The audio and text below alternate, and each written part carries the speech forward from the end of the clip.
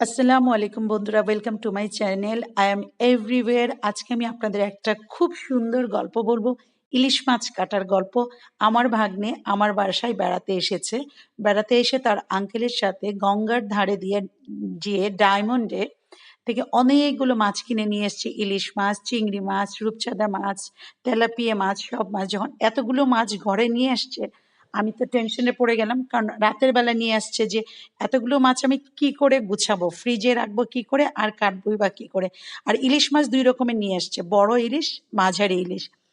আমার ভাগ্নে বলল, আন্টি আপনি কোনো চিন্তা করবেন না, আমি আপনাকে মাছগুলো সব গুছিয়ে দিচ্ছি কি করে ফ্রিজে রাখবেন। আমার ভাগ্নে মাছগুলোকে প্রাইমারিলি একবার ধুয়ে পুরো সুন্দর করে বক্সে সাজিয়ে দিল আমাকে। ফটাফট আমি সবগুলো মাছ ফ্রিজে রেখে দিলাম। বললো ইলিশ মাছগুলো নিয়ে আসছে, একটা ইলিশ আজকে আমরা কেটে ভাজি করে খাই। তো আমি বললাম, আমি কে কাটবে এখন রাতের বেলা এত বড় ইলিশ, আমি নিচে বসে কাটতে পারবো না। সে বলে, আমি আপনাকে ইলিশ কেটে দিচ্ছি।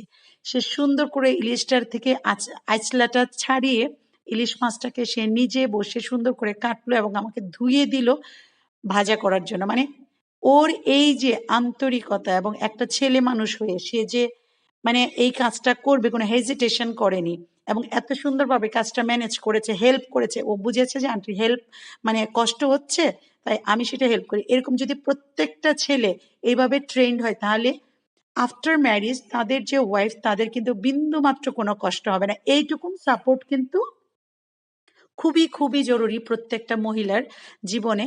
সেটা তার ফ্যামিলিতে, হাজব্যান্ডের ফ্যামিলি হোক বা বাবার ফ্যামিলি হোক, এই ধরনের হেল্প, ছোট ছোট হেল্পগুলো একটা মহিলাকে অনেক অনেক অনেক হেল্প করে দেয়।